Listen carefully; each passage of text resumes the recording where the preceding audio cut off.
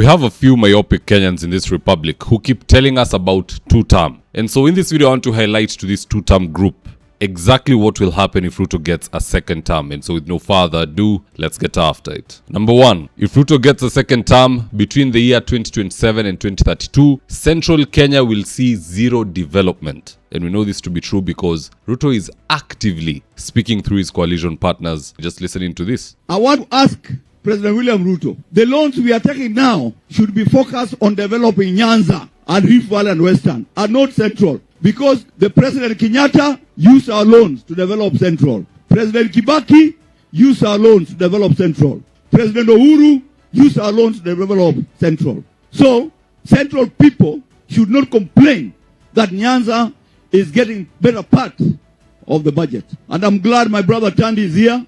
He's doing all his best to ensure that Nyanza goes forward. He knows the only quorum we have with him, he knows. Okada wachoka. Now here's the fun fact. The Luos who think that Maendeleo will go to Nyanza after Ruto gets his second term, they're in for a rude shock. Because Ruto is not concerned with development. Not even that of Rift Valley. He's concerned with his own affairs and that of his close inner circle. So don't expect Mlima Kenya to do well, or Nyanza, or Western, or Rift Valley. We're all currently languishing in poverty. There's no new development in any of our regions. It's promise after promise. You've seen what happens with Nithi Bridge. You've seen what has happened to the Nairobi-Nakuru Highway. Promise after promise. It never gets done. That will continue. The only difference is they will get richer and richer. They themselves personally. Stop lying to yourself that sababu utapiga two-term, maendeleo itakuja kwako. What about Mlima Kenya who voted for the president? Where is the development for them? Be wise. Don't be lied to if you're from the lake. Hakuna kitu itakuja kwenu kamwe. Except of course, if we vote to get this guy out of office. Kalonzo is a good friend to you, so is Sifuna. The opposition is just well lined up to support Luo Nyanza to do well. Number two, housing levy will be made permanent and long-term. How so? Through securitization. Here's a brief explainer, and I quote. The Kenyan government is planning to use future collections from the 1.5% affordable housing levy as collateral to secure a 100 million bond. This securitization strategy aims to close a massive financial shortfall in the low-cost housing program and will essentially lock the controversial deduction onto workers' pay slips for the foreseeable future. Now here's the funding gap, more of an explainer here. The affordable housing project requires 228 billion for the financial year. One financial year, that is. But currently, budgetary allocations only cover 110. So the securitization plan that the government is proposing is that the State Department for Housing will bridge the 100 billion shortfall by issuing bonds backed by the housing levy. And anytime you hear bonds, such as the infrastructure bond, there has to be profits for the investors. How will the investors get profits if this housing levy is being terminated in 2032 or 2029? No, it has to be in perpetual motion. It's good business. And guess who will be buying those bonds? They themselves, with a very high return of 12%, if not higher, which you and I, the taxpayer, will have to foot. So, tutalipa housing levy milele na milele. We'll find ourselves in a situation whereby even after removing this guy, the next president's hand is tied. Because investors bought the bond, you cannot just suddenly suspend the housing levy. How do you finance them? Unless you want to crash the economy and see to it that no other citizen in this republic buys any bond from government, whether short-term or long-term. Those are the things Ruto is going to put us in if we are not careful. We have to send this guy home. One term is the only way. Number three, all mobile banking transactions will be monitored by KRA. And to ensure that you use mobile banking as opposed to physical cash, it is rumored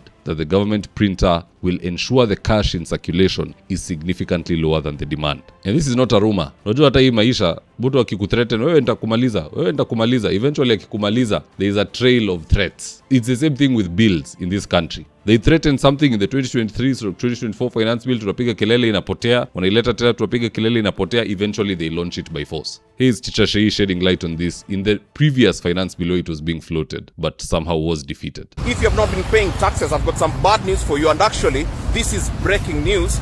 Now there is a new proposal in the finance bill that is going to allow the KRA to send an agency notice to financial institutions like MPESA.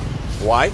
Because if you had a debt with KRA and there is some money on your MPESA that can pay that debt in full or even by part, then the KRA will be allowed to send that agency notice to MPESA so that the money that you have on MPESA can be transferred to KRA as you sort your issues in court if there is going to be any appeal that you make on the tax bill. And therefore, that's one of the laws that are being currently checked on in the new proposal of the finance bill. Stay tuned. That bill that was defeated, expect it in the financial year 2028-2029, when they don't need you. They're in their last term as a lame duck president or a lame duck government. And that's not an insult, that just means somebody's in their last and final term. It's in the dictionary. Number 4, all land will be converted from freehold to leasehold. Roll the tape. They've already amended the Land Act, and one of the things they are doing is they are removing leasehold title deeds.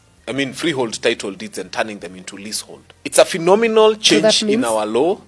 It means every of you, mahali ulizaliwa kwa mama yenyu, baba yenyu, is no longer your ancestral land. It's no longer family land. It's on lease. You'll be paying rates to the government. And after 99 years, it can be given to somebody else. The lease is over. You have to apply for renewal. And if you want to know what's coming in this country, watch what the dynasties are doing. Back then, land banking was the biggest investment anyone could make, especially if you can afford large tracts of land. But now it's becoming a liability. Right now, even if you own land, you have to pay land rates. For somewhere like Thome, where it's half an acre, it should be 20,000 at City Hall. If you're having a 50 by 100 in Kamulu, perhaps maybe you're paying 2,000 or 1,800 thereabout. But the payments are there. So now the dynasties who own 100,000 acres or 500,000 acres are having to do things like what? Northlands and other small mini communities to get rid of the land, and they're all going into banking. The Kenyatas, NCBA. The Rutos, CDN. They are moving away from land because they know what's coming. It is only foolish Kenyans who are not following them that are buying large tracts of land, which are large tracts of liability, if you ask me. Vote 2-term if you don't love yourself, your children, or your country. Vote 1-term if you're a progressive thinking Kenyan. And 1-term doesn't mean long-term commitment. Even whoever is coming there, kama ni mjinga na anacheza na sisi, we just send them home 1-term. I have no problem with Sifuna going 1-term, Kalonzo 1-term, or Matiang'i 1-term, or even Rigathi 1-term. Moving forward, we are looking at people with the lens of, this is what you said you'll do. Have you done it? Yes. Proceed. Have you done it? No. Go back to the gutter. Simple. But at the end of the day, guys, that's just my opinion. Do drop me your comments in the comment section below, and I'll do my best to read them and to give you a response. So with that, here are today's ads of the day. Interior design is one of those things you can't afford to get wrong. So if you're looking for experts to do your gypsum, wainscoting, paintwork, styles, washrooms, and kitchen, reach out to Dhaka Living on 0706 026 218. That's 0706 026 218. If you're in need of electrical wiring, solar installation, or electrical fittings such as strip lights, snake lights, downlighters, or chandeliers, contact Engineer Wycliffe at 0707 476602 and he'll get your house dapped up.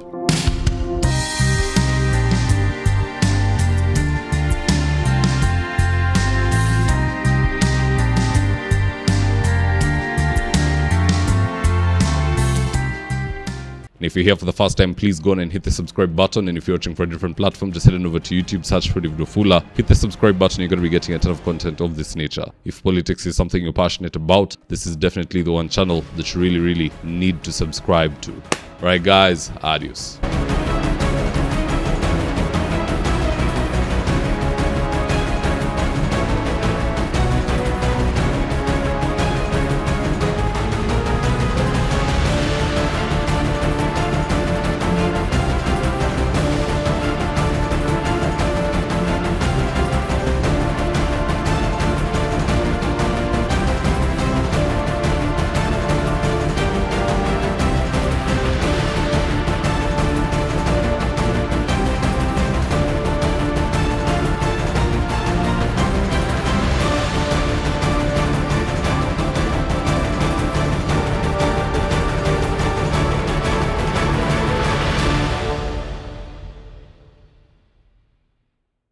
Thank you for choosing David Wafula as your primary news platform.